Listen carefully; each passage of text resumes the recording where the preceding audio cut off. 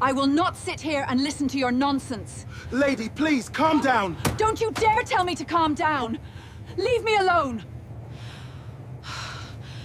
You're a savage. Watch your mouth. Don't talk to me. I'm done. I have the ticket! Oh! You're not going anywhere with that! Ma'am, please, calm down! Get away Get from up. me! You don't belong in that seat, and everyone on this plane knows it. That was the sentence that stopped the boarding line cold at gate C-14 of Denver International Airport. It did not come with a raised voice. It came with the flat, practiced calm of someone who believed she was simply stating a fact. And for a moment, nobody in row 2 moved. Not the man being spoken to. Not his 6-year-old son, who had just unbuckled his seatbelt to press his nose against the window. Not the flight attendant frozen halfway down the aisle with a stack of pillows in her arms. Julian Marsh did not answer right away. He had learned a long time ago that the first thing a room decides about you rarely has anything to do with the truth. It has to do with your skin, your clothes, the shape of your silence. Julian was a black man, 41 years old, with deep brown skin and the kind of quiet, unhurried presence that made people either trust him instantly or underestimate him completely. Tonight he was wearing a plain charcoal gray hoodie gone soft at the elbows, dark jeans, and a canvas backpack with a frayed strap that had been mended twice with dental floss, because he liked the bag too much to replace it. Nothing about him announced money, nothing about him announced power, and that was exactly the way he had always wanted it. Beside him in the window seat, his son Theo pressed his small palm against the glass and watched a baggage cart make its slow circle beneath the wing. Theo was 6 years old, with the same deep brown skin as his father and a gap where his front tooth used to be.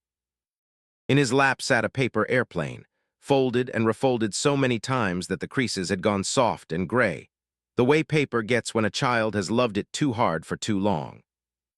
He had made it in the gate area while they waited to board, using a boarding pass receipt Julian didn't need anymore. Julian had watched him fold it with the same intense concentration Theo brought to everything, tongue between his teeth, brow furrowed like he was solving something far larger than a strip of paper. Tomorrow morning at 7:15, Theo was scheduled for a heart procedure at a children's hospital in Atlanta. Nothing life-threatening, the cardiologist had said, a small catheter repair, in and out by lunchtime, but Julian had not slept more than 4 hours a night in 11 days, and the only thing that had made any of it bearable was a single sentence his son said to him 3 weeks earlier. "Can I sit by the window like we used to before you got busy?" Julian could have chartered a jet. Solon Dynamics, the clean energy technology company he had built from a garage in Boulder into a firm now valued past $4 billion, kept 2 aircraft on standby specifically for situations like this. He had not called for either one. He had bought 2 coach-adjacent seats on Continental Crest Airlines, Flight 218, Denver to Atlanta, the same overnight route thousands of ordinary families took every week, because his son had asked for something ordinary, and ordinary was the one thing Julian's life rarely let him give. His mother, Odessa Marsh, had cleaned hotel rooms in Kansas City for 31 years before she passed. She used to tell him, when he was younger than Theo was now, baby, take up exactly the space that's yours. Not less because that's letting them win, not more because that's becoming them. Julian had built an entire company on that sentence. Tonight, in seat 2A, he was about to be tested on it in front of his son. The woman standing in the aisle was named Deborah Kane. She was 61 years old, with pale, ivory-toned skin gone slightly papery at the throat, silver blonde hair set in a stiff, expensive wave, and a cream cashmere blazer that had clearly never been through airport security in economy class. A quilted designer handbag hung from her shoulder, and on her wrist sat a thin gold watch that had belonged, she would mention twice in the next 10 minutes, to her late husband Harold. Harold Kane had been dead for 6 years. He had also, 38 years earlier, been one of 11 regional investors who helped keep a struggling puddle jumper carrier out of bankruptcy, the same puddle jumper carrier that later became Continental Crest Airlines. Deborah had flown this exact route, this exact seat, 2A, more times than she could count, and in her mind that history had calcified into something closer to ownership than to habit. She did not think of herself as cruel. She thought of herself as someone maintaining a standard nobody else in this airport seemed interested in maintaining anymore. "I think there's been a mix-up," she said again, when Julian didn't respond to her first sentence. Her tone had the practiced patience of a schoolteacher repeating something to a slow student. "I'm in 2A. I've been in 2A on this route for years." Julian turned his boarding pass toward her without raising his voice. "The system assigned this seat to us. Both my son and I are ticketed here." He kept his hand steady. He kept his eyes level. He did not smile because smiling, he had learned, was sometimes read as an apology, and he had nothing to apologize for. Deborah's eyes moved across the boarding, past the way a person's eyes move across a menu they have already decided not to order from. "I paid a great deal for this cabin," she said. "For years. So did we," Julian said. It was a small sentence. It should have ended the conversation. Instead, something tightened in Deborah's jaw, the particular tightening of a person who has just been told no by someone she did not expect to be capable of saying it. She turned toward the galley. "Could someone help us here?" Her voice pitched up just enough to travel. A flight attendant named Naomi Reyes approached with a tablet, her light brown skin and dark ponytail catching the cabin light, her professional smile already sliding into place before she'd even heard the problem. "Is everything all right?"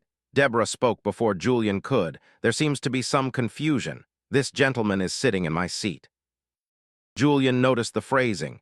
Not "we both have tickets for the same seat," not "there might be a system error." She had already assigned the fault, and she had assigned it to him before a single record had been checked. Naomi glanced at both boarding passes. "Let me pull this up. One moment. That should have been the end of it." A quick scan. A correction, an apology, a return to the ordinary hum of boarding. Instead, Deborah leaned toward Naomi and dropped her voice to the register people use when they think they're being discreet, and are, in fact, being heard by everyone within 8 feet. "I just want to be sure there isn't some kind of mix-up. This is a premium cabin," a pause precisely timed. "You understand?" Julian heard it. So did Theo. His son looked up from the window, small fingers still resting on the glass, and searched his father's face for a signal about how afraid to be.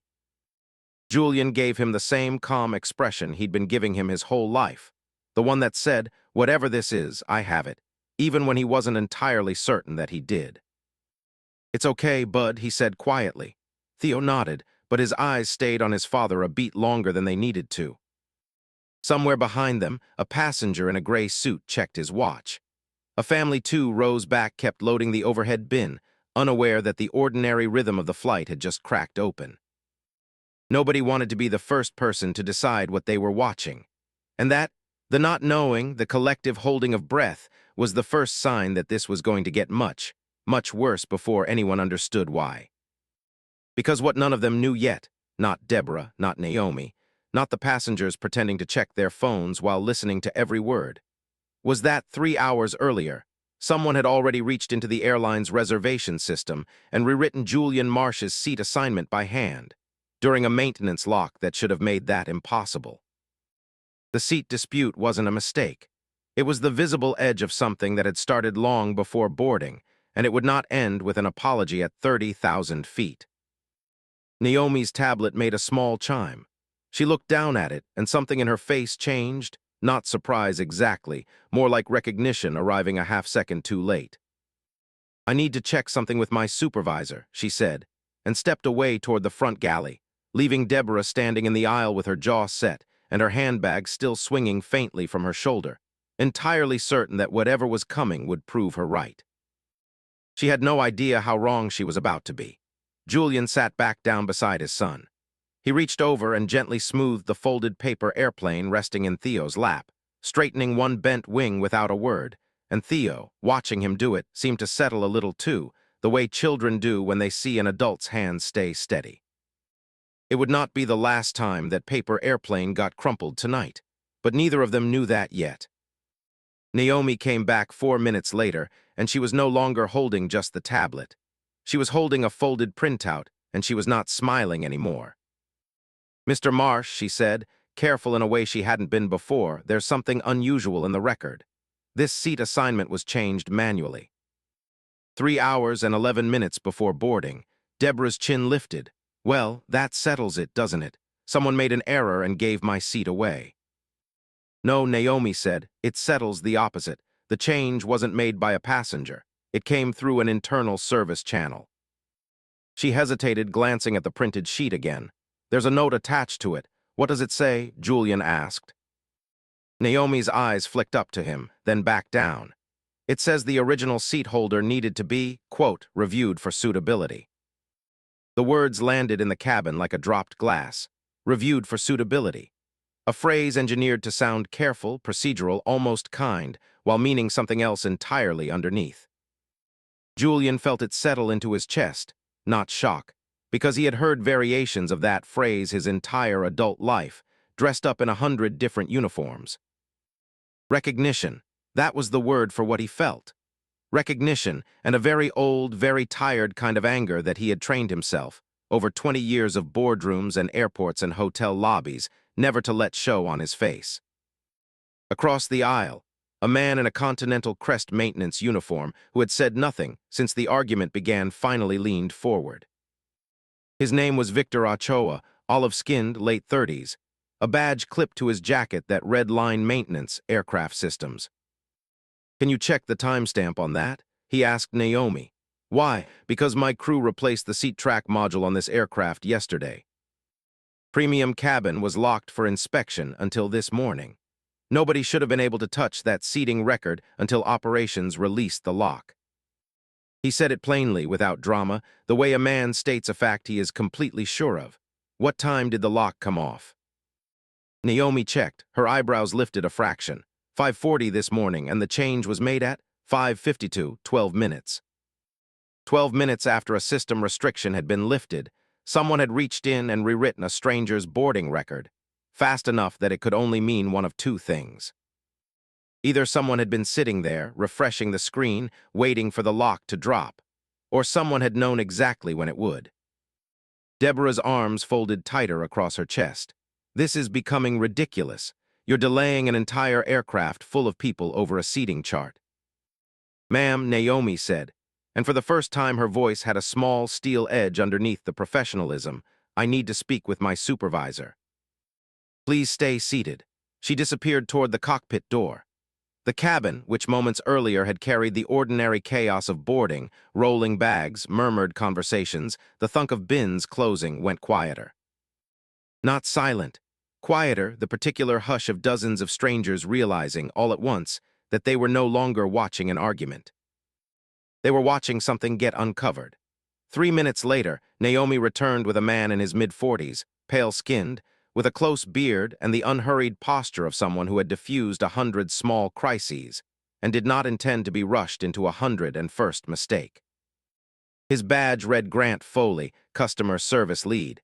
He did not walk into row 2 looking for a compromise between two passengers. He walked in looking for the source of a problem, and Julian noticed the difference immediately. Mr. Marsh, Grant said, keeping his voice low enough that it wouldn't carry past the first few rows, though by now half the cabin was listening anyway. I need to ask you a few questions, and I'll need to ask Ms. Kane the same ones. He glanced at Deborah. I hope that's all right. I don't see why I'm being questioned, Deborah said, chin lifting again, a small performance of offense. I'm the passenger whose seat was taken. That's precisely what we're trying to establish, Grant said. Not accused, not assumed. Verified, Julian noted the word choice and for the first time since boarding allowed himself to exhale slightly. Grant turned to Julian first. Did any staff member ask you to move before this began? No. Did you request a seat change? No. Did you speak to customer service before boarding? No. Grant entered each answer, then turned to Deborah. Ms. Kane, did you request a change? No, she said, arms still crossed. Did you speak with anyone from the airline today before boarding? There was a pause, small, almost nothing. But Julian caught it the way you catch a single missed beat in a song you know by heart. Yes, Deborah said finally. Who? A concierge at the lounge? What did you discuss? My travel preferences. Her voice had gone thinner. Grant waited, tablet in hand, letting the silence do the work silence often does better than questions. Did you ask whether a different seat might become available? Another pause, longer this time. I mentioned that I preferred to fly in a quieter section. That was the extent of it. Did you tell the concierge why you preferred it quieter? I did not, she said, too quickly, and something in the cabin, some collective, unspoken instinct, recognized the sound of a story being edited in real time. A few rows back, a woman in a blue blazer set down the tablet she'd been holding. I saw the boarding list refresh, she said, loud enough for Grant to turn. Her name, according to the badge clipped to her lapel, was Priya Chandran, and her deep brown skin and steady voice cut clean through the murmur of the cabin. I work in revenue operations, off-duty, flying home. I wasn't going to say anything because I thought maybe I'd misread it. But I saw the original name disappear off seat 2A, then a new name appeared. Whose assignment replaced it? Grant asked. Priya looked at Julian, his, and did you see who made the change? No, but I saw the reason code attached to it. She hesitated. It said priority adjustment. Nobody spoke for a moment. Priority adjustment was not a standard reason for moving a paying customer out of a paid seat. It was a category vague enough to swallow almost anything, a legitimate operational fix, or a decision someone did not want to write down honestly. Grant's jaw tightened almost imperceptibly. Pull the full audit trail, he said to Naomi. Now, this is the part where most people assume the story ends. A confused passenger, an apologetic airline, a seat restored, and everyone moves on with their evening. Stay with me because that is not even close to where this one goes. What happened over the next 40 minutes would ground an aircraft, expose 2 years of quiet corporate rot, and end with a woman standing outside a courtroom she never imagined she'd see the inside of. Naomi returned with the audit trail glowing on her tablet, and this time her face had gone the particular pale of someone about to say something she wished she didn't have to. Mr. Foley, she said, the seat change is one thing, but there's something else in here. She turned the screen toward him, angling it away from Deborah. Mr. Marsh's passenger profile was accessed this morning, before the seat change. At 5:41, accessed by who? Grant asked. Naomi read the name off the screen. Bradley Sims, Customer Relations. Julian felt something cold settle behind his ribs. I've never heard that name in my life. Grant checked another field. No record of prior contact between you two. No support tickets, no complaints, nothing. He looked up. Then why would he pull your file? Nobody had an answer. Deborah shifted in her seat, arms tightening across her chest again, a motion Julian was starting to recognize as her version of bracing. This is getting completely out of hand, she said. Ms. Kane, Grant said, and his tone stayed level, which somehow made it land harder than if he'd raised his voice. At this point, we are not discussing a seating chart. We are discussing an unauthorized access of a customer's private profile and an unauthorized modification of a reservation, made during a system lock that should have prevented it. Do you understand the difference? I just wanted a different seat, she said, and for the first time her voice had lost its polish. Julian studied her face. Something had shifted there, not guilt exactly, not yet, but the particular defensiveness of a person watching a story they'd built collapse floor by floor. He had learned a long time ago that defensiveness was not the same thing as accountability. People protected themselves for 100 reasons: embarrassment, fear, habit, and most of the time it looked identical to guilt from the outside. Grant stepped away and made a call. The cabin had gone almost entirely still now. No bins closing, no idle chatter, just the low hum of the aircraft systems, and somewhere behind Julian, the quiet click of someone typing a text message they would probably delete before landing. Theo pulled one headphone down. Dad, are we in trouble? The question hit harder than anything Deborah had said all night because it was simple, and simple questions from 6-year-olds have a way of cutting straight through every adult complication in the room. Julian crouched beside his son's seat. No, he said, we're not in trouble, then why is everyone looking at us? Julian could have explained assumptions to him. Stereotypes. The particular exhaustion of walking into a room and having to prove, before a single word is spoken, that you belong there. He decided his son deserved something smaller and truer instead. Sometimes, he said, people see a problem and they don't understand yet what the actual problem is. So they guess, and sometimes their guess is about the wrong person. Theo considered this with the seriousness only children bring to moral philosophy. Like when I said Marcus broke my Lego tower and it was actually the cat. Julian almost smiled, Exactly like that. Did you say sorry to Marcus? I did. Is she gonna say sorry? Theo tipped his chin toward Deborah, not unkindly, just with the flat honesty of a child stating an observation. Julian looked at his son for a long moment. That depends on whether she cares more about fixing what happened or protecting how she looks while it happened. He reached over and gently uncrumpled the paper airplane, which had gotten folded the wrong way in Theo's fist during the last few minutes. Put your headphones back on for me, bud. Just a little longer. Theo obeyed, though his eyes lingered on his father a moment before the world went quiet inside his headphones again. Grant returned from his call looking older than he had 5 minutes earlier. Mr. Marsh, he said, we've confirmed the timeline. Bradley Sims accessed your loyalty status, your travel history, and your internal account notes at 5:41 this morning. The seat change followed 11 minutes later, made by a different login credential entirely. Different credential, Julian repeated. So 2 people, 2 separate actions. 2 people, 2 logins, 2 timestamps, Grant confirmed, which means the seat wasn't where this started. It was where it became visible. Julian sat with that for a moment, feeling the shape of it settle into place. The particular, sinking realization that whatever had begun before he'd even left his house that morning had followed him onto this aircraft, and was only now surfacing where he could see it. What are the account notes? He asked. Grant hesitated in a way that told Julian the answer before he said it. Employees can leave internal comments on a passenger's profile after interactions. It's meant to help staff remember preferences. Sometimes it becomes something else. How long have there been notes on my account? Grant checked. The earliest one is dated 2 years, 3 months ago. Who wrote it? A different employee, not Sims. What does it say?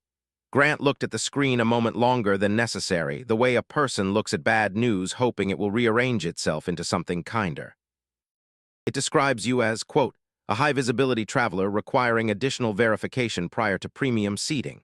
Additional verification.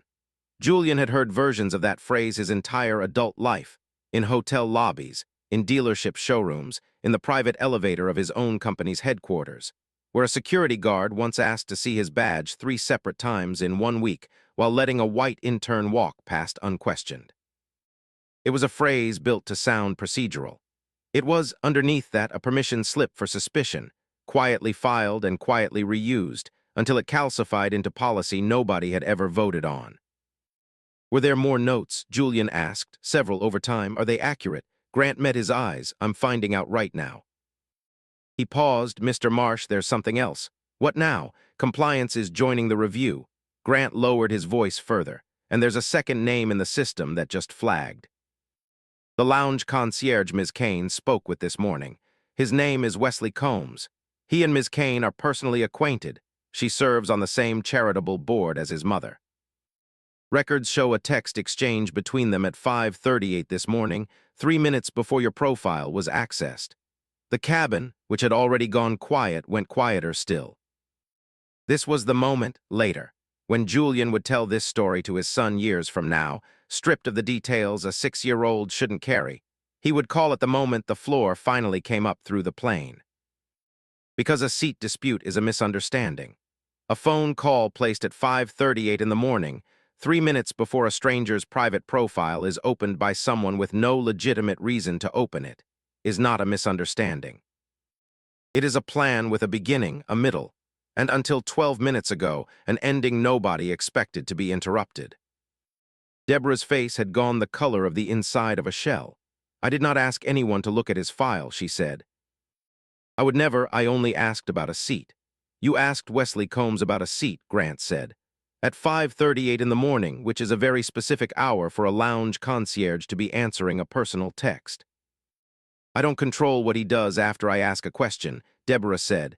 And there it was, the first true crack in her composure, not an admission, but the beginning of the pivot every self-righteous person eventually makes. The shift from I did nothing wrong toward I am not responsible for what happened after I did it. Julian said nothing. He had learned in 20 years of boardrooms that the most dangerous moment in any negotiation is the moment you feel the urge to fill someone else's silence for them. So he let it sit. He let the whole cabin sit in it, the hum of the engines, and the low murmur of dozens of strangers who had stopped pretending not to listen an hour ago. The captain's voice came over the intercom, calm and unhurried. "Folks, we're going to be delayed at the gate a little longer while we sort out an administrative matter. I appreciate your patience." A few passengers groaned. Someone near the back muttered about a connecting flight. Nobody yet understood how much bigger this had already gotten than a connecting flight. Grant turned back to Julian and Deborah both. "Here's what happens now. The original seating assignments are being restored. Ms. Kane, you'll be reseated in the section your ticket actually reflects, which our records show is seat 14C, economy class, purchased 40 minutes before boarding this morning using a same-day upgrade request that was never approved." Something in Deborah seemed to physically shrink. 14C, she repeated as if the number itself were an insult. "That's your ticket," Grant said. "That was always your ticket. You're making it sound like I did something wrong," Deborah said, and her voice cracked, not with remorse, Julian noted, but with the particular offense of someone realizing the story is no longer being told her way. "I don't know what you intended," Julian said finally, quietly, and it was the first thing he'd said directly to her in almost 10 minutes. "I know someone accessed my private information without permission, and someone altered a federal aviation record during a system it shouldn't have been possible to touch. I don't need to know what you intended to know that's what happened." He wasn't calling her a monster. He wasn't raising his voice. He was doing something that unsettled her far more. He was simply describing what had occurred in plain, immovable sentences, and refusing to hand her an easier argument to fight. Naomi's tablet chimed again. She read it, and her whole posture changed. "Mr. Foley, there's a message from headquarters." She looked at Julian, then back at the screen, then at Julian again, as though double-checking something before she said it out loud. "It's addressed specifically to Mr. Marsh's row." Grant took the tablet, read it once, and looked up at Julian with an expression that had shifted entirely. Not suspicion anymore, not procedure. Something closer to recognition, arriving very, very late. "Mr. Marsh," he said, "I need to confirm something. Are you the Julian Marsh who founded Solon Dynamics?" The question dropped into the cabin like a stone into still water. Julian felt the ripple of it move through the rows around him, heads turning, a few phones lowering, the particular electricity of a room realizing it had gotten something badly wrong. He hadn't said a word about who he was all night. He never did.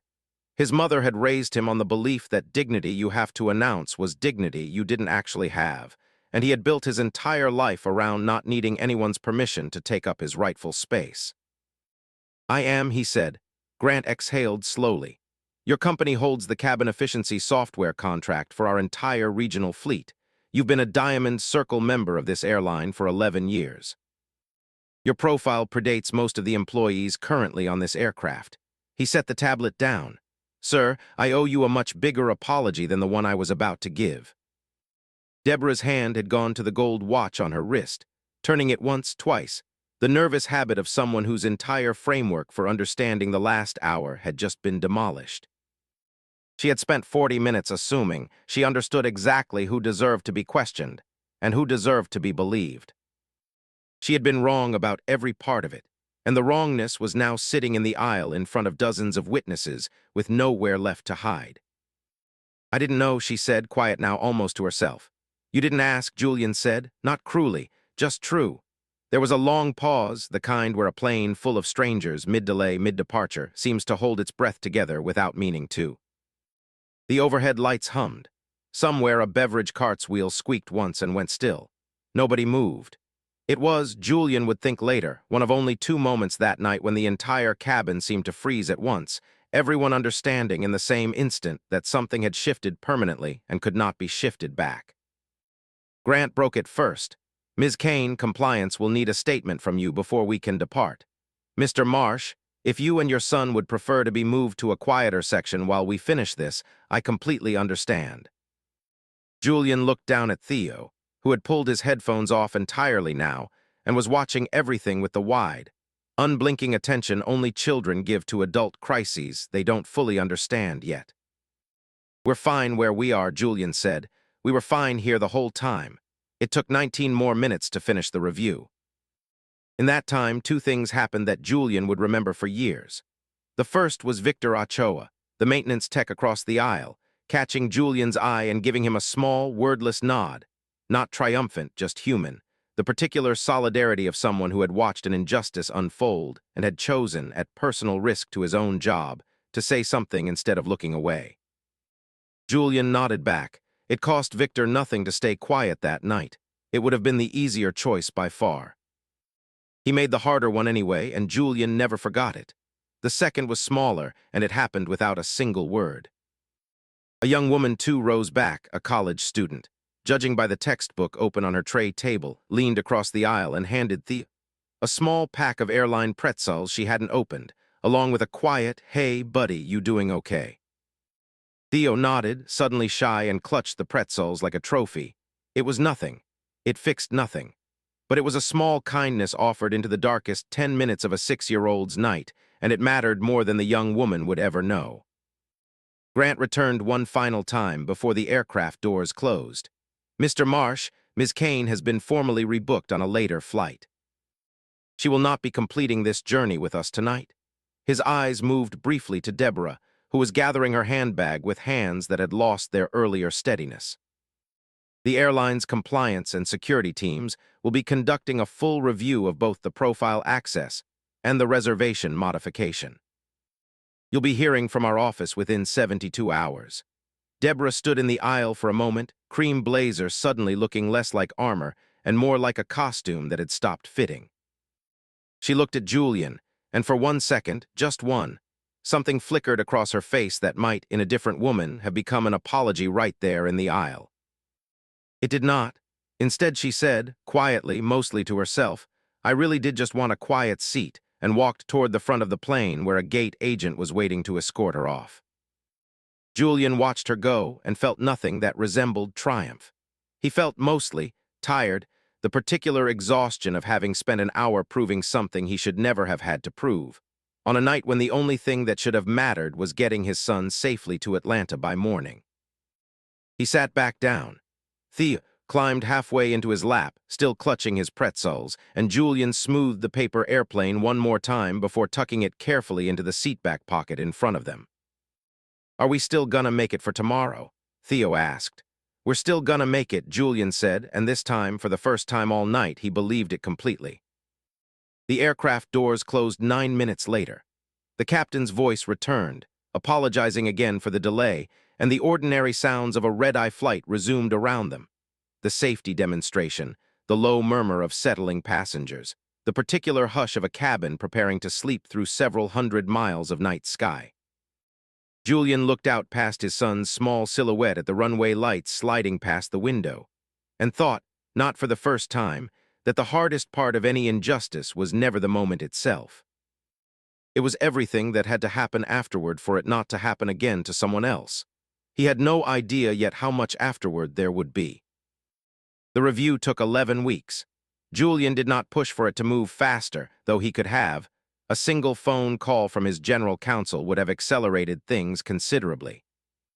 He chose instead to let the process work the way it was supposed to work when nobody with power was leaning on the scale, because he wanted whatever came out the other end to hold up on its own.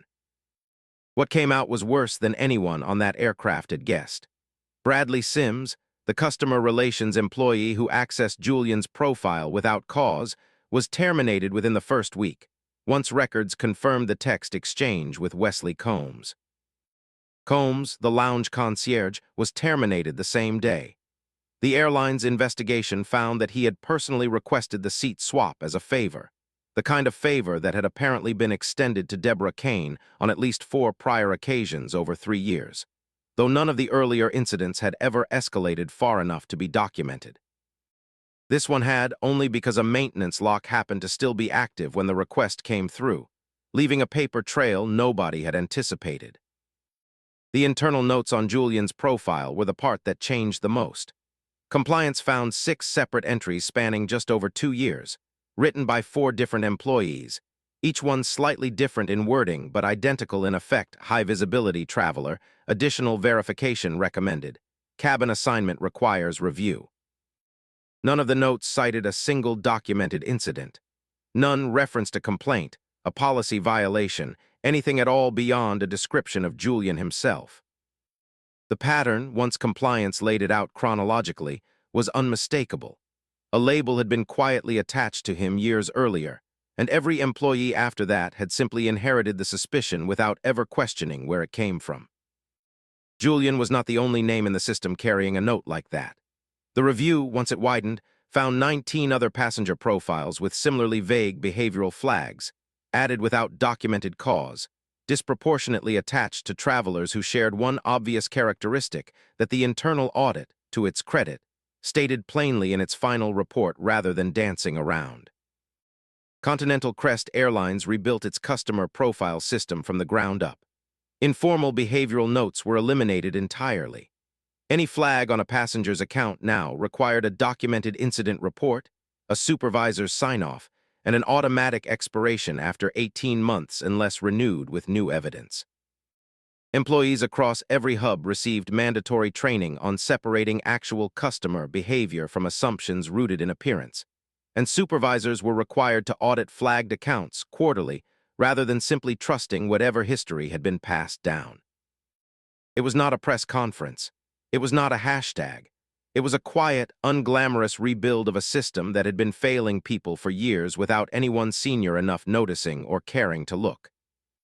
Deborah Kane's consequences arrived more slowly, and in a shape she had clearly never imagined for herself. The airline's compliance report, once finalized, was not made public in full, but portions of it reached the board of the children's literacy charity where Deborah had served for 14 years, the same board that included Wesley Combs's mother. Within a month, Deborah was quietly asked to step down from her seat, the resignation letter drafted for her, worded gently, but understood by everyone who read it for exactly what it was. Her founder's circle privileges with the airline, built on her late husband's decades-old investment, were suspended pending review and never fully reinstated. She lost, in the span of about 10 weeks, most of the small, particular architecture of status she had spent a lifetime building, not because of one bad night on a plane, but because that one bad night had finally made visible a pattern several people around her had quietly known about for years and simply never had reason or courage to name. She wrote to Julian twice during those 11 weeks. He did not respond to either letter. He was not interested in a private apology that cost her nothing but a stamp. He wanted to see whether she would say anything to anyone without being asked to. She did eventually, not in a letter. In person. It happened on a Thursday afternoon, 3.5 months after the flight, in a small conference room at Continental Crest's regional headquarters, where Julian had come to review the final compliance report as part of a passenger advisory panel the airline had asked him to join. He was not expecting Deborah to be there. When she walked in, she looked different, not transformed, exactly, just less certain of herself than the woman who had once stood in an aisle demanding a flight attendant fix a problem she herself had caused. "I wasn't sure you'd want me here," she said, sitting across from him. "I wasn't sure either," Julian said. She placed a folded letter on the table between them but did not push it toward him.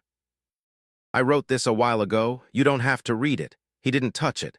"I keep wanting to explain what I was thinking that morning," she said. "But I've had a lot of time to sit with it, and I realized explaining my assumption doesn't change what it did." She looked at him directly for the first time. "I should have asked questions instead of making a decision before I had any facts. I should not have trusted a vague feeling just because it made me comfortable to trust it." A pause. "I'm not going to pretend I understand what that felt like from where you were sitting. I don't, but I understand now what it cost, and that it wasn't my cost to spend." It was, Julian noted, the first genuinely useful thing she had said to him in 3.5 months. Not "I didn't mean it," not "I'm not that kind of person," just a plain acknowledgement of impact, offered without a single word asking him to make her feel better about it. "I appreciate you saying that," he said. And then, because honesty mattered more to him than kindness for its own sake, he added, "I don't know what happens after this. I'm not going to tell you it's forgiven just because it's finally being said out loud." "I understand," she said, and seemed, for the first time, to actually mean it. That was enough. Not everything closes because the right words finally arrive. Sometimes repair simply means that trust, If it comes back at all, comes back slowly, on its own schedule, and nobody gets to rush it. After the meeting, Julian walked through the terminal with Theo, who had come along because his school had a half day, and there was nobody better to spend an afternoon with than his father. They stopped near the wide windows overlooking the runway, the same kind of windows they used to stand at years earlier, before Solon Dynamics, before board meetings, before any of it, back when watching planes take off was just something a father and son did together on slow afternoons. "That one's headed to Chicago," Theo said, pointing at a jet taxiing toward the runway. "How do you know?" "Because it's pointed that way."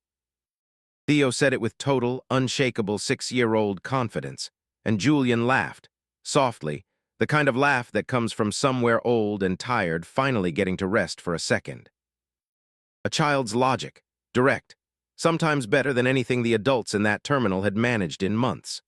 Julian reached into his son's backpack and pulled out the paper airplane, the same one, gray-creased and soft at the folds, that had survived the whole night 3 months earlier, tucked away and forgotten in a side pocket ever since. He smoothed it flat one more time, refolded it along its original lines, and handed it back to Theo. "Go on," he said. "See if you can beat that jet to the runway." Theo grinned, ran 3 steps toward the window, and sent the little paper plane sailing out over the terminal floor, where it looped once and landed, nose down, exactly where it always had. 3 months after that, another message arrived, not from the airline, not from Deborah, but from a woman Julian had never met. Her name was Carla Boone, a pediatric nurse from Chattanooga, Tennessee, deep brown-skinned, with 2 decades of hospital experience and no history of speaking publicly about anything in her life. She had read a short local news item about the changes to Continental Crest's customer profile policy and recognized something in it she hadn't let herself think about in 2 years. A hospital transport service that had once labeled her uncooperative after she questioned why her elderly father in a wheelchair was being treated differently from other patients during a medical transfer. She didn't know if the label had followed her anywhere else. She only knew that after it happened, people started expecting difficulty from her before she'd said a single word. Julian read her message twice. Then he closed his laptop and called Renata Boyd, the airline's vice president of customer experience, who had led the compliance rebuild from the beginning. "I think this is what we were afraid of," he said. "That there'd be more. We expected more people to come forward eventually," Renata said. "That's usually how it works. One story makes the next person feel like the process might actually hold them." Julian looked out his office window at the ordinary traffic of a Tuesday afternoon. Cars, pedestrians, people carrying ordinary problems through an ordinary day. None of them aware that 2 floors up, a decision was quietly being made about whether one man's very personal, very painful night on an airplane was going to become something bigger than himself. Months earlier, he might have wanted something dramatic, a press conference, a public reckoning, some grand gesture that made the injustice visible to everyone at once. He understood now that real repair almost never looked like that. It looked like meetings, policy language, people doing the unglamorous, uncomfortable work of changing habits they'd carried for years without ever examining them. He typed a reply to Carla Boone. "I can't promise you a particular outcome, but I can help you understand the process, and I can make sure someone with the authority to act actually reads what happened to you." He pressed send and put the phone away, and did not look at it again for the rest of the evening. A month later, Julian sat in a small conference room with airline employees, community advocates, and 2 customer representatives. No cameras, no stage, just people around a table doing quiet, patient work. A young gate agent raised her hand. "Can I ask something?" "Go ahead," Julian said. "How do we know the difference between protecting people and just making assumptions about them?" Sometimes it feels like the same instinct from the inside. Julian thought about it for a moment before answering, because he wanted to give her something true, not something that simply sounded wise. "Ask yourself whether you'd make the exact same decision if you knew absolutely nothing except the facts in front of you," he said. If the answer changes once you picture the person's face, that's usually where the problem is hiding. The young woman wrote it down, not because it was a perfect line, but because it was a question she could actually carry with her the next time a decision needed making in under 10 seconds at a crowded gate. That evening, Julian took Theo back to the airport, not to fly anywhere, just to watch the planes the way they used to before any of this started. They sat by the same wide window with 2 cups of hot chocolate, and Theo pointed toward the taxiway. "Is that the plane we were on that night?" "No," Julian said. "Different one." "Good," Theo said. "Why good?" "'Cause that one was trouble." Julian looked out at the aircraft rolling slowly toward the runway lights, thinking about the seat, the printed timestamp, the 12 minutes that had exposed everything, the people who'd stayed silent and the ones who hadn't, the system that had failed quietly for 2 years before anyone was forced to look at it directly. "It was," he said, "but sometimes trouble shows you exactly where something needs fixing." Theo considered this with the same serious 6-year-old face he brought to most things, then returned, satisfied, to his hot chocolate, already thinking about something else entirely. The particular gift children have, that adults spend years trying to relearn, of knowing exactly when to let something go. The flight that night had never really been about a seat. It had been about what happens when someone decides another human being has to prove they belong before they're permitted to simply belong, and about what it costs a system to keep looking away from that, year after year, until one ordinary red-eye flight, one 6-year-old boy folding paper airplanes, and one father who refused to raise his voice, made it impossible to look away any longer. If this story stayed with you, not because of how it ended, but because you recognized someone in it, maybe even a version of yourself, that recognition is worth sitting with for a minute before you scroll to the next thing. Because somewhere tonight, someone is standing in an aisle or a lobby or a doorway, being asked to prove they belong somewhere they already do. If you've ever been that person, or you've ever been the one standing quietly nearby, deciding whether to say something, I'd like to know. Tell me in the comments which side of that room you've stood on. I read everyone,